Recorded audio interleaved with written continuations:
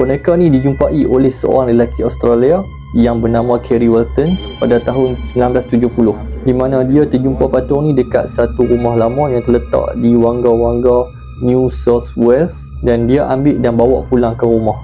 Dan Kerry ni bagi nama dekat patung ni sebagai Let Me Out, sebabkan setiap kali dia pegang patung ni, dia seolah-olah dia dengar ada satu bisikan yang mengatakan lepaskan aku. Dan selepas saja Kerry bawa pulang boneka tu ke rumah, Kerry dan juga keluarga dia ni mengalami beberapa gangguan, dan dikatakan yang boneka tu bergerak di waktu malam, di mana lantai rumah mereka ni ada kesan calak dan bekas tapak kaki boneka tu sendiri.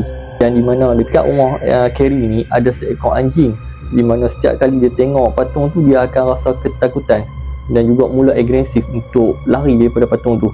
Menurut pakar paranormal, mereka mengatakan yang boneka tu dah dibuat pada 200 tahun dulu, yang berasal daripada Eropah Timur.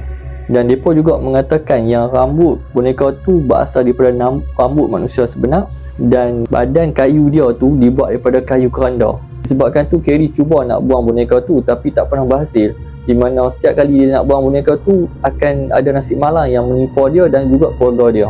Tapi boneka tu sekarang dipegang oleh pusat paranormal dan dijadikan sebagai pameran untuk orang ramai.